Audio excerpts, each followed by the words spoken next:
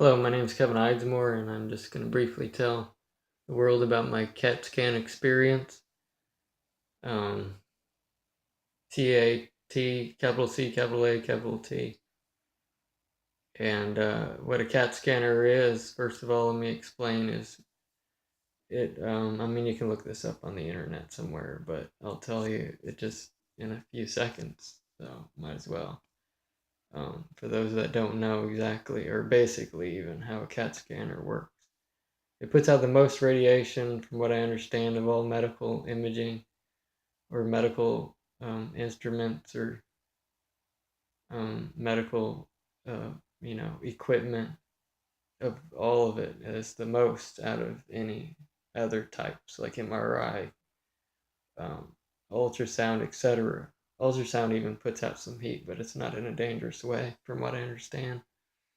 But the X-rays, regular X-rays, and CAT scanners have a potential to cause cancer in a unique cell-destroying kind of way compared to ultrasounds, which are pretty much perfect, just about perfectly safe, at least about as safe as a cell phone, which is still more safe than a CAT scanner. But anyways, so CAT scanners work basically like an X-ray, except for they're basically like the equivalent of 50 or 100 different X-ray pictures at different angles all around that circle that goes around your body. Um, and you hear the thing whooshing. All right, so they carted me into a room. On this, the things you see in the movies all the time is the same thing in the hospitals. It's the bed on wheels. They cart me in. They, you know, uh, take me to the room. That's the imaging room in the radiology section of the hospital, I believe it is. So I don't know anything about CAT scanners. First time that I ever did it. Probably the last time because I don't want to do it again. Basically, to say I don't think that it was worth it, and even though it gave some useful information and helped put my overeating in perspective, because basically that was the cause of the problem that the doctor ended up coming in saying that I had. Indirectly, it was caused by overeating. I don't know that you could say it was directly caused by overeating necessarily, but I'm not going to get into all the details about my diagnosis. Um, just the CAT scan experience. And so I was carted into the room. They shut the door or they left it open, can't remember. But anyways, there was one woman there that was called the technician, CAT scanner or imaging or radiologist technician. So I have a few questions for her, and one of them was, well, I was telling her I never did this before. Is it safe? And so, I asked her if it was safe, and she says, well, it does have quite a bit of radiation. It does have a lot of radiation or something like that. So if it has a lot of radiation, she's she's wanting to use it on me and have me scanned with it. I was like, well, common sense says it must be safe, and I'm gonna go ahead with the scan, but I don't like to hear that there's a lot of radiation. But I do like to hear the fact that at least there's no other bad things about it, that she had to say, anyways. Um, I asked if she got one. At first, she said no, and then she's looking around or scratching her head or something like that. And then several seconds or a handful of seconds passed by. Then, she's thinking about what she's doing to prepare me. Get the computer out that's attached to the CAT scanner to see the images. Uh, I guess that's what it does. She went on a computer that's several feet away. Wonder kind of why it had to be so far away, but it's for her own safety from the radiation, really. But anyways, she was saying at first that there's she didn't ever have a CAT scan herself, but then later the story was that she did. So, and then she says, "Oh yes, I just remember looking around a bit and then saying to me that, oh yes, I remember now. I did get one CAT scan before in my life. Years ago when I had this car accident, I had this CAT scan on my head," she says. And and I was thinking to myself, why the hell didn't you remember that right away when I asked you? It's as if it's a sign that there's some kind of brain damage that happened with her CAT scan that she had that one time years ago after a car accident to see if she had brain damage in a car accident. Her head just looked just fine. It didn't look like she had any damage. And so it's kind of stupid that she got one. But then again, that was years ago, and I don't know how she looked years ago. And maybe she was a little wrecked, but I've had serious head injuries, and you know, I mean, you can tell one eye's sagging more than the other right now. Well, it was twice as bad or three times as bad, if not many times worse. I mean, it was extremely noticeable when I was about 9 or 10 years old after a very serious head injury that squished my skull. Never went in for x-rays. I never know how damaged I was. I just know I had a pounding headache and it lasted for several days. And that the pictures that I look back now and I see of myself before and after that injury, I didn't have this, um, you know, uh, I think it's my right eye or whatever eye it is. One of the two eyes squinting and kind of down more than the other, like that. And it was just horrible. And I went through life normally, like there's no problem with that. Never thought much of it except for any kind of pain I might have had.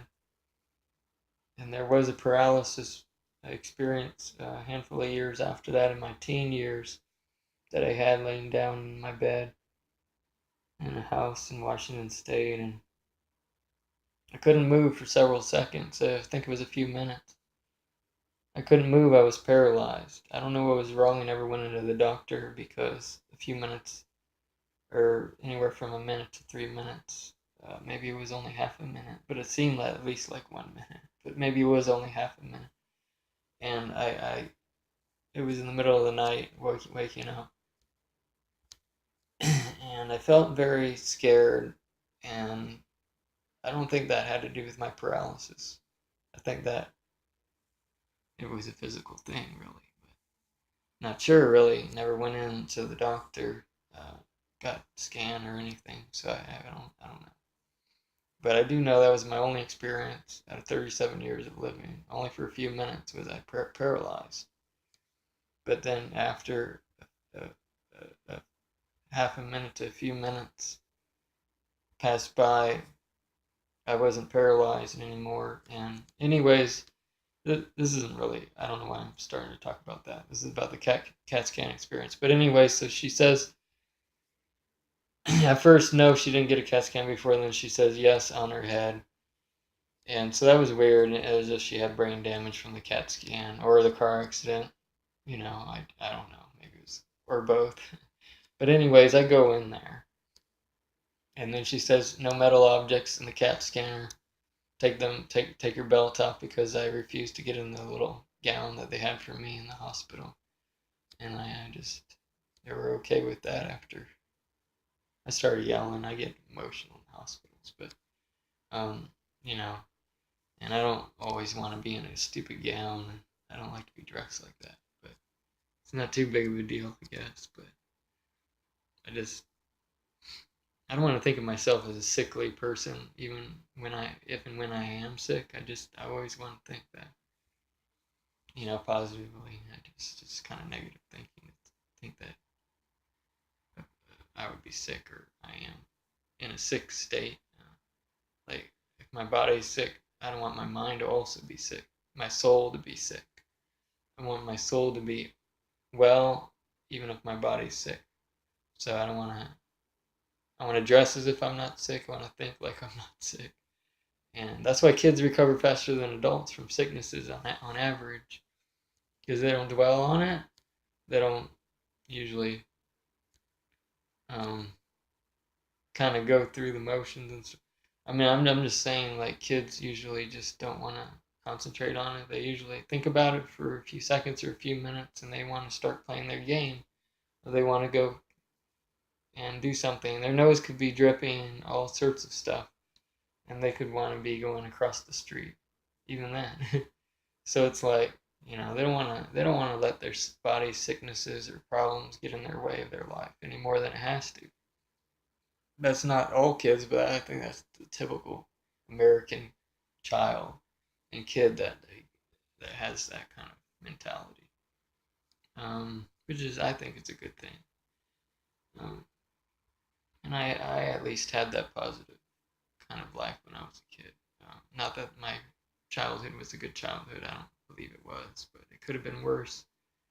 But that doesn't mean it couldn't have been better. It could have been better. I could have not had the head injuries. And but anyways, 11 minutes. I only wanted this to be like 5 minutes, but take off my belt, take out everything out of my pockets and my pants, put it on this table, on this cart. She carted it away or something like that. She just put it to the side, away, pretty far away from the CAT scanner.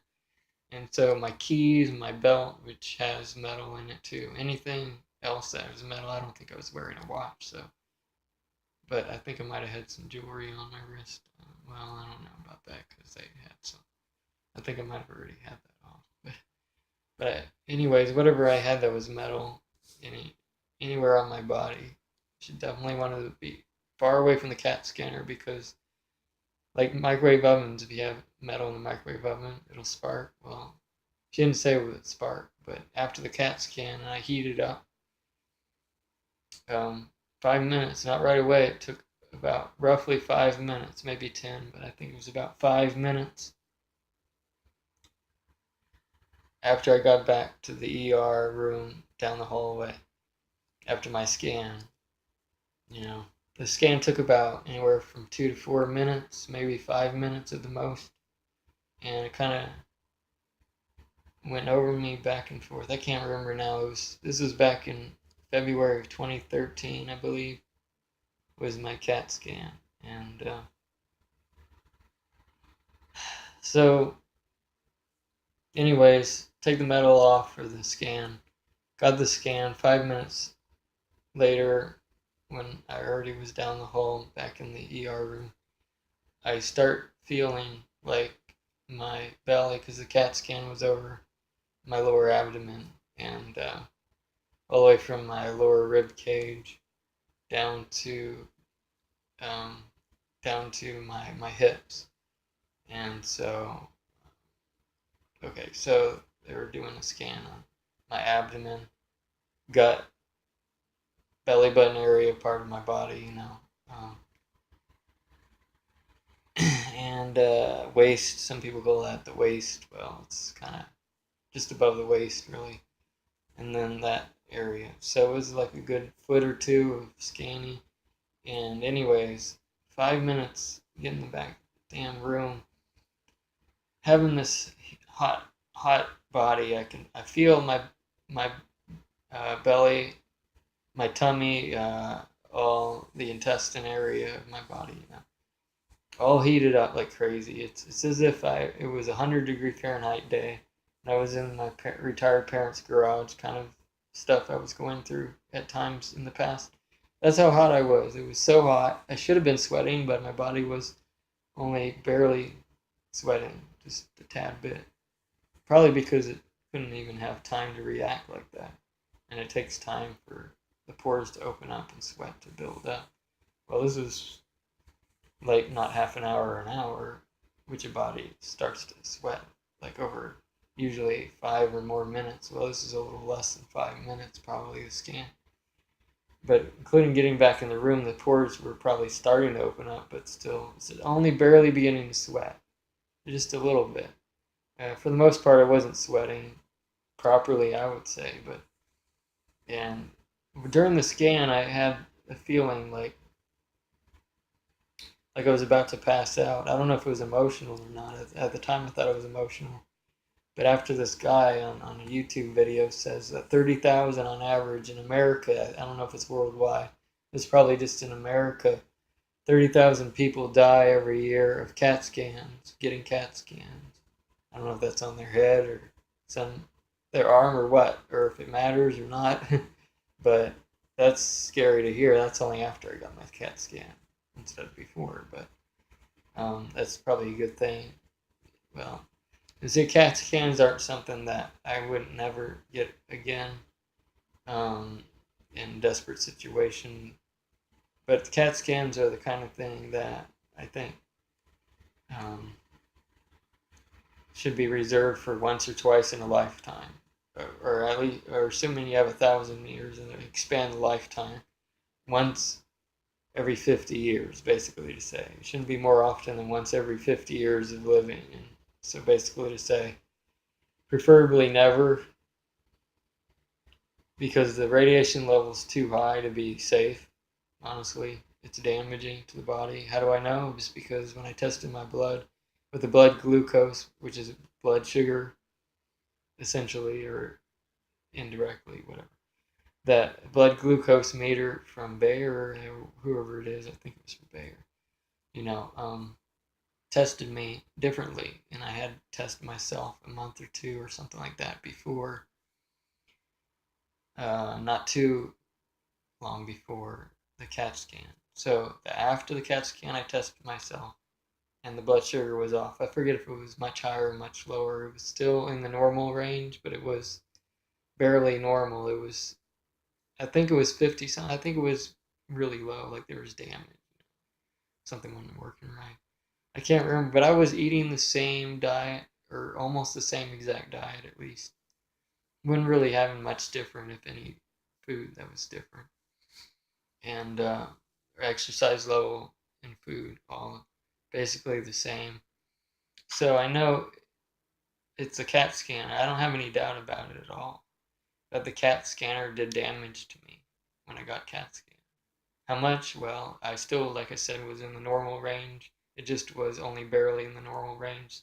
So basically, to say it's a lot of damage, but it's not damage to the point where the average person could expect to die. You probably have to be a kid or really small, less than 5 feet high, and really skinny, or less than 4 feet high, kind of individual. Really, basically, a really a small person, or a smaller person. So basically, in proportion to the CAT scanner, which is one size fits all, you're getting more radiation than some bigger man that's 6 feet tall, 220 pounds. Now, me, I'm about 5'7", and at the time during my scan, I can't remember if I was 100 pounds. I might have been, but I probably was about 105, 110 pounds. And I think right now I'm about 105 pounds right now. So, I know I need to get the appetite up. See, I know why. I usually, in the past, when in my 20s, before an injury I had, I used to get more exercise. I used to weigh or not 330, 130 pounds. And I used to weigh 130 pounds in 19 minutes. Well, I got to end this. Um, but, yeah. So I know my normal weight's 120 to 140 pounds, basically. So I'm many pounds less than it should be, and I know why. It's because I need exercise to get my to get my appetite up. So, and I need to eat more. So, and not only to eat more, but to digest whatever I eat a lot better. And exercise is not what I'm getting because of my injury, and I need to take care of that, and I'm gonna take care of that, or attempt to pretty soon. Whatever, but I'm not going to get into that. But this is just about the CAT scanner experience. So it was hot, and it remained hot for the rest of the day. It slowly but surely went away, actually, over like a good week or two. I can't remember if it was 2 weeks or if it was just 1 week, but it was a long time. that heat was on my belly. I had to have the air conditioner directly on my belly for over an hour without any shirt, with all just directly on my skin. The blowing air conditioner blowing directly on my skin. This the part of my body that had been heated up by the CAT scanner, and along with dressing lighter or not wearing any shirt at all, really, for like a week or two, I finally got rid of that heat.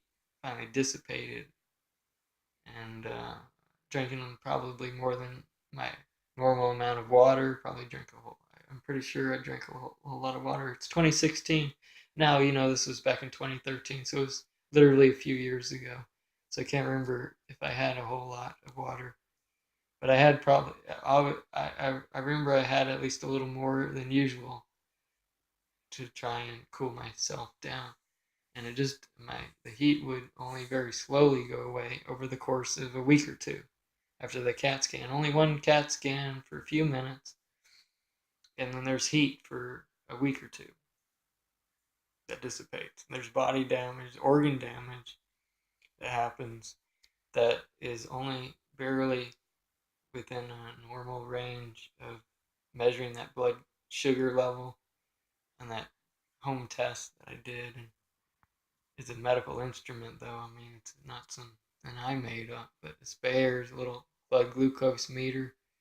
Poke my finger, a drop of blood, test that for the blood glucose. There we go,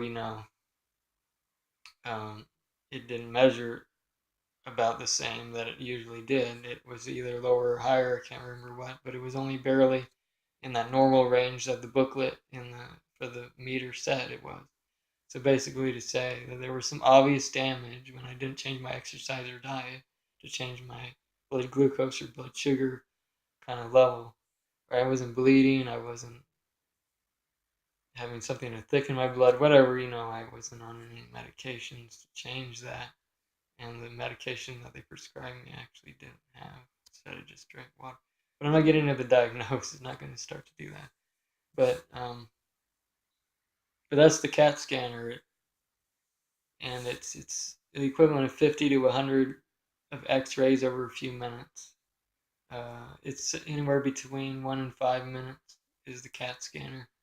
And this is the full body CAT scanner with the circle that they put like the typical MRI you'd see on a YouTube video. Well, it's just the same basic design as that, but it's a different type of imaging, and it puts out too much radiation. It's very dangerous, and you wouldn't want to get more than one a year, according to the radiologist. And after that, I say to myself, no more than one a lifetime, and maybe if there's a true emergency, two of them in a lifetime. And like, I hate to say it like this, but my guts would have to be hanging out. I would have to have something obviously wrong. You could see maybe not a mile away, but at least 100 feet away. It would be a very serious problem. Like somebody put a spear in my gut, or some other body part, or something where I just had a really really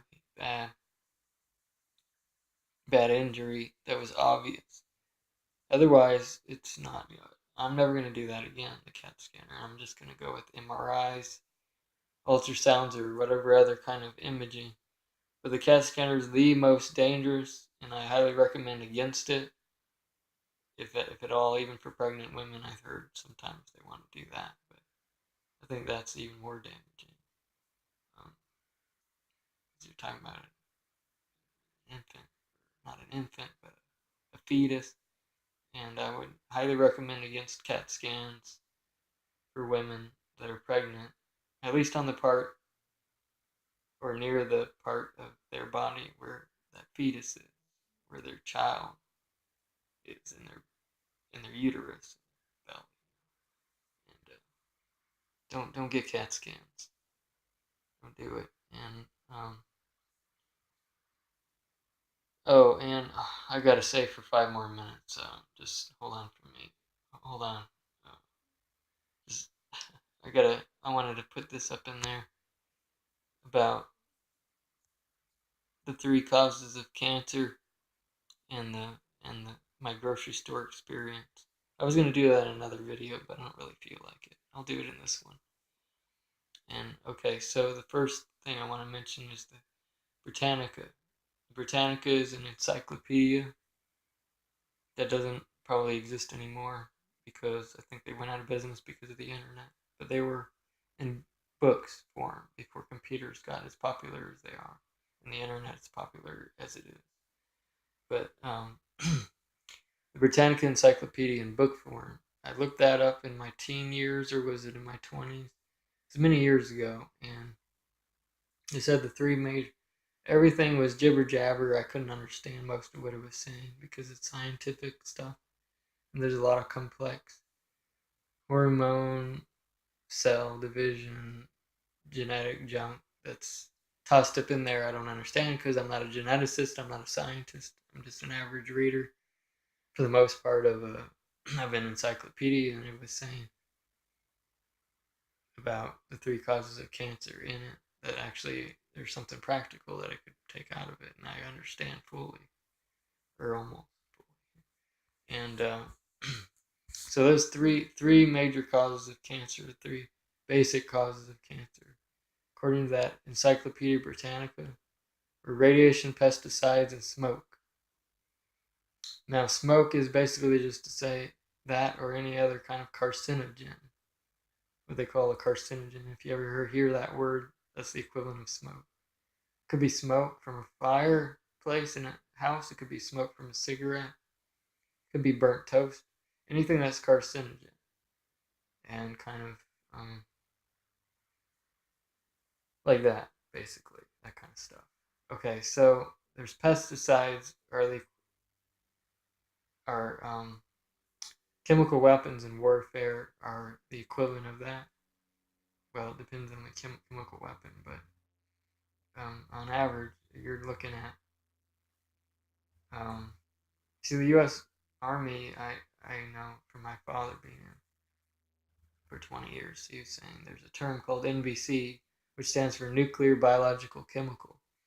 So it's a short term, capital N, capital B, capital C. And this NBC,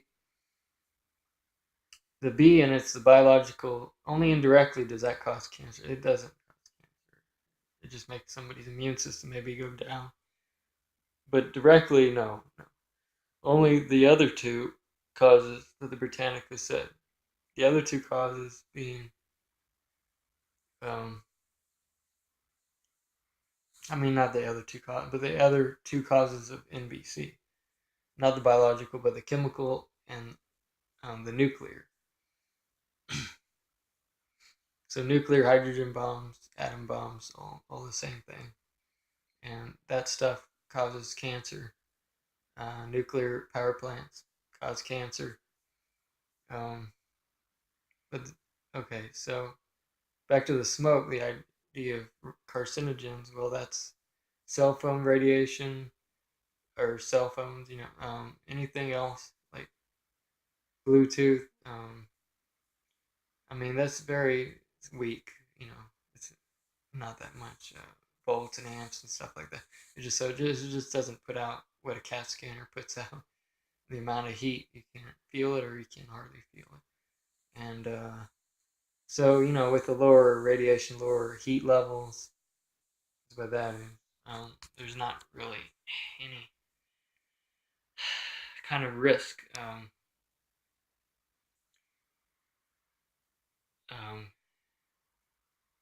Lower heat. Yeah, there's to get cancer from.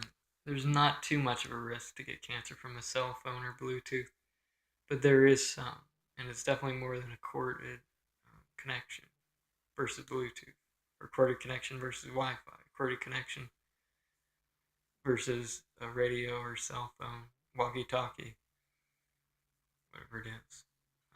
Even radio waves can cause cancer, um, and some can cause radiation. Some equipment I've heard of in my life that are radio wave based can cause cancer, and radiation and heat from it, obvious heat. It can immediately kill a person.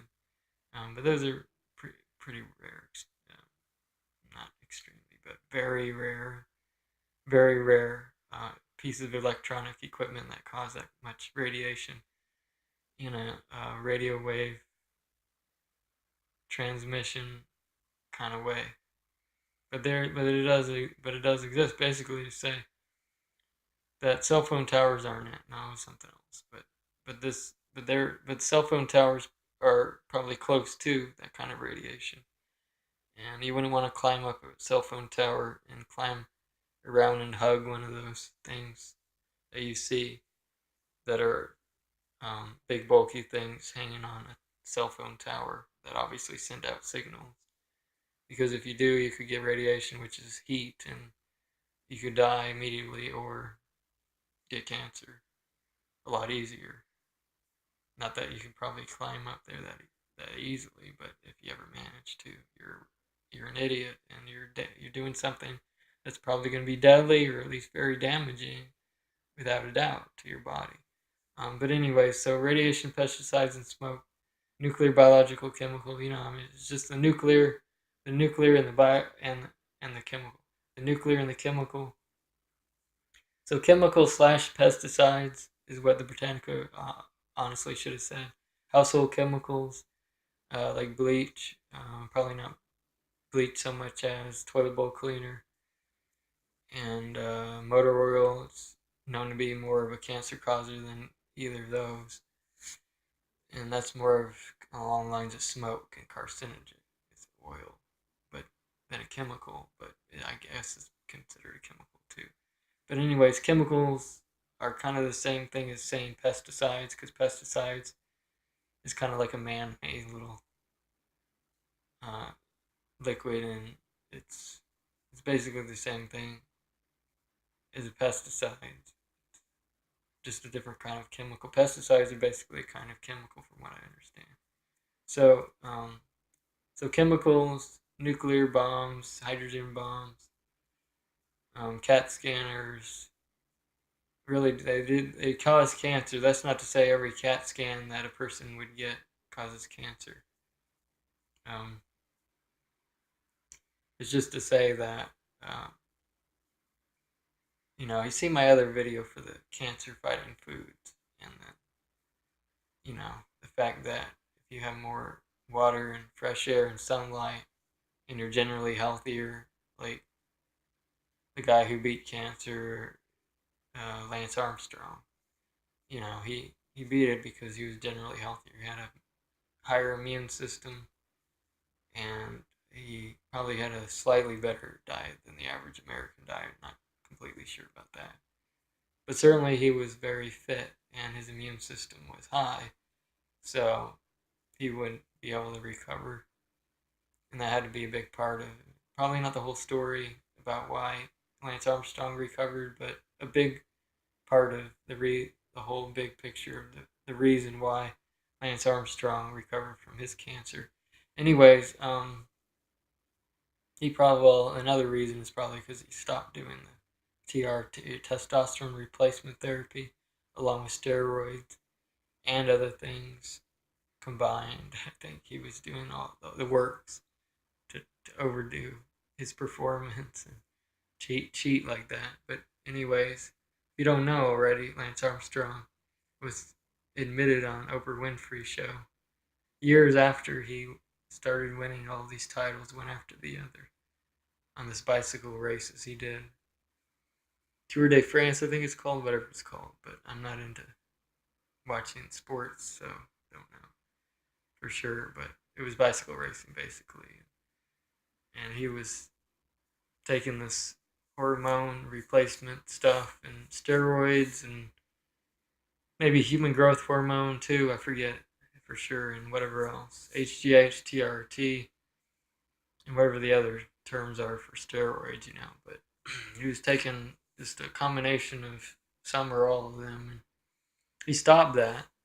And then he had a higher immune system because he was more of a fit, younger person and active.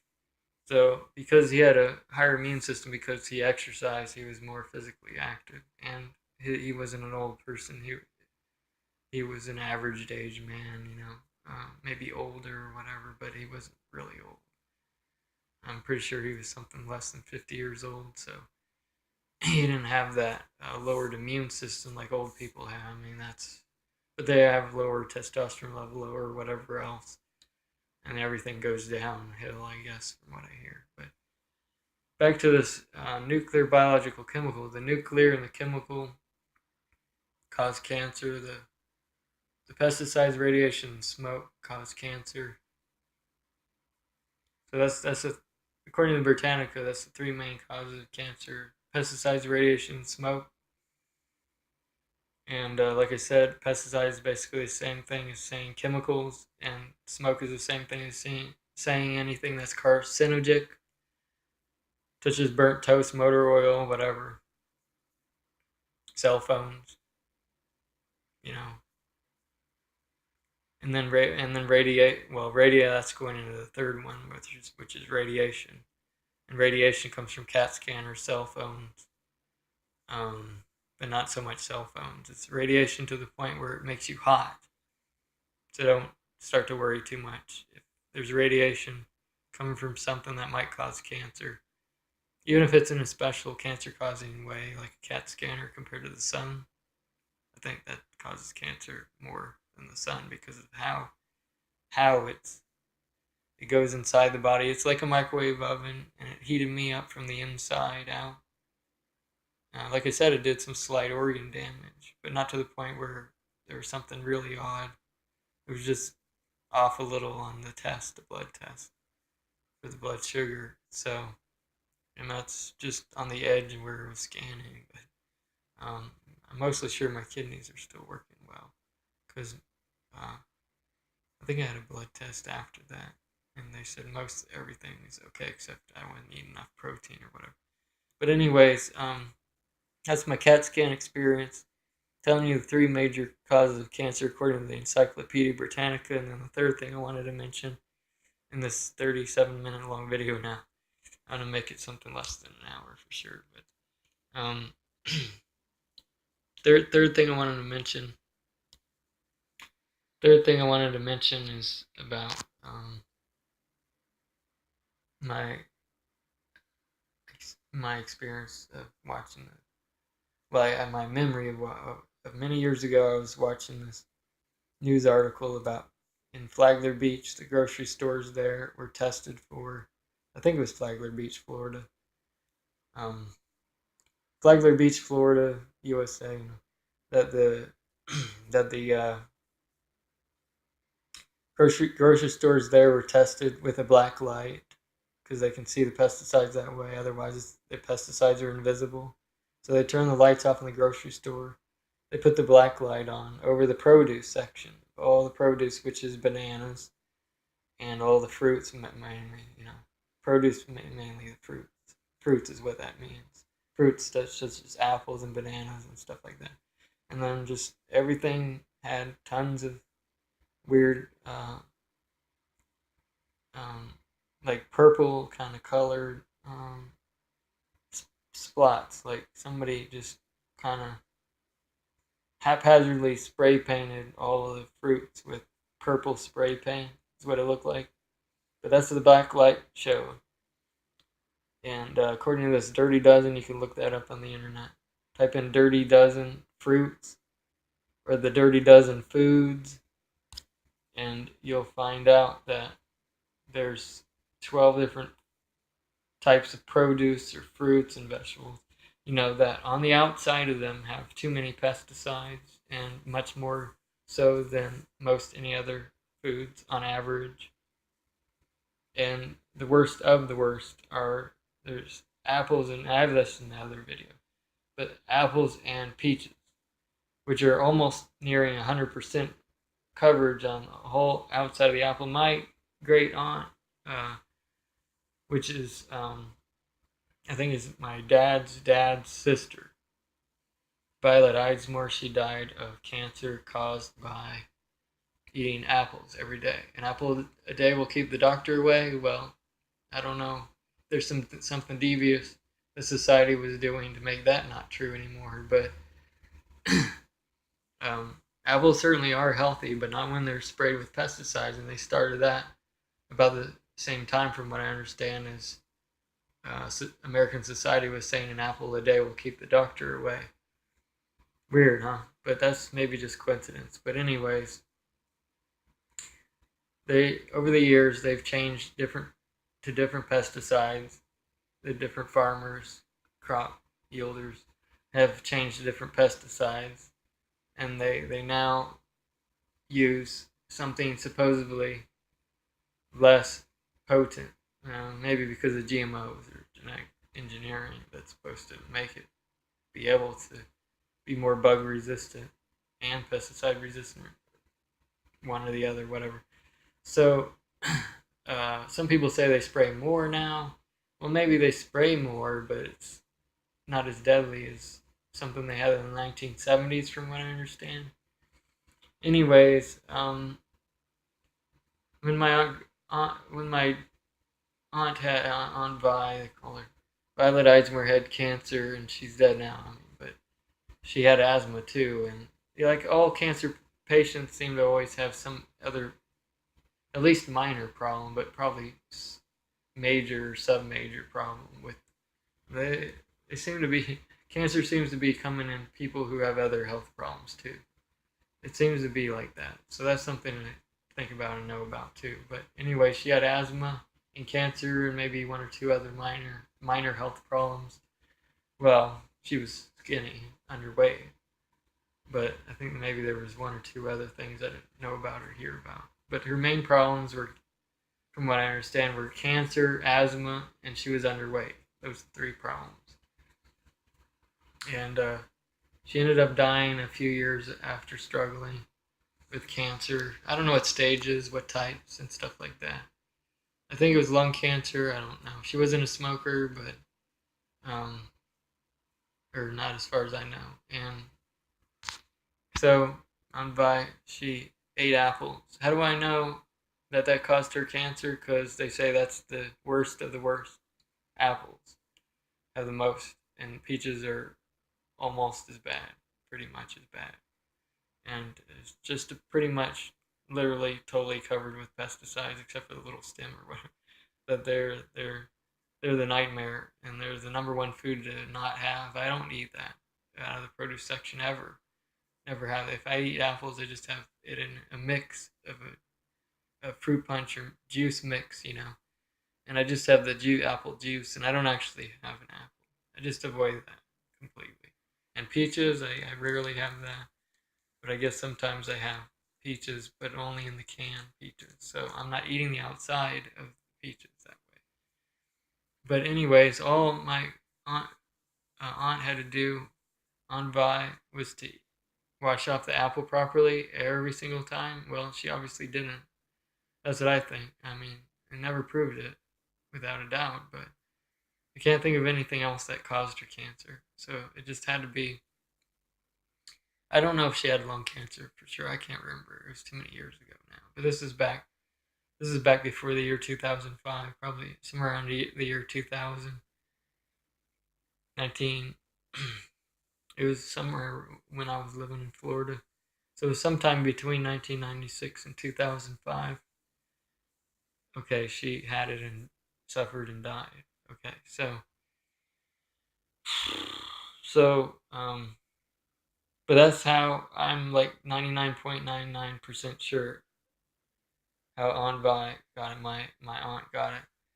She got cancer because she ate apples and didn't wash them off, or didn't wash the apples off well enough to get all that pesticides on the outside of the apple washed off, which is invisible, like I said. Without a black light, you can't see it. So that's the grocery store, pesticides in the grocery store. News, it was on the TV screen, a local news saying this black light. They showed the videos of them going around the grocery store with the lights off, and their flashlight kind of black light going around, moving over slowly the fruit, and then you could see, like I said, it looked like purple or bluish purple kind of colors that you couldn't see without the black light on. Couldn't see with and couldn't see with the normal grocery store lights on. And God, that's scary. And just all those pesticides all over the whole produce section, every single fruit. Some of them were totally covered. Some of them were only spots here and there, but everything had something, some kind of nasty purplish on it. And so those are the pesticides that was on the local news show. And I don't know why they don't keep having that stuff, because it's pretty important. But it's a rare thing I've never seen in my entire life before or after that. It was just that one time in 37 years of living. I've ever seen that on a local news or any national or world news, even where they go into a grocery store and they show people, they're showing the public, people like me, that pesticides are all over the produce in the produce section. So when you try and be healthy and eat whole foods, you just you can't eat the outside of them, and you have to eat only the inside in order to be totally safe, or grow your own, or get it organic and labeled pesticide free. Hope that it really is. But if you get a typical grocery store, these people who are health nuts doing that, they're causing their own cancer. Instead of curing it, they're causing it. Maybe if they eat a certain type of fruit, um, like oranges, I think is cancer fighting in particular, but not apples really. That they probably do something to kind of both get it and fight it at the same time. And maybe they won't get it then, but otherwise, if they're not having the oranges and having most or all the other kind of fruits in the produce section in a typical grocery store, they're just getting and they're not washing it off. They're getting all those pesticides in their body, and that's how Ty Bollinger's dad got cancer in his stomach. Probably that, even though he was over 200 pounds, and he weighed over 200 pounds, and he was 6 feet or about 6 feet tall. Big guy, strong, but he still got that big knob in his stomach. They removed his stomach. He died of the operation, and had blood transfusions. Died right away. I don't think. I think the story from Ty Bollinger's that he didn't die right away. That he died over time, and probably lost weight during the blood transfusion. I don't know, but that's my guess. But whatever, with a man without a stomach, then that doesn't sound right. But I can't say that was necessarily any word. Maybe he was so bad off. Maybe he was just too late, or maybe he wasn't. But anyways, to say that he should have at least tried to do stuff like eating spinach and garlic, curry, and yeah. But that's on my other video. This 48 minutes. I gotta end this now. But that's what I seen, and so I hope everybody has a good day and they got something out of this. Talking about review it if you want to hear those three things again. Um, it was about my grocery store experience, my CAT scan experience, and the three causes of cancer. Okay, have a good day.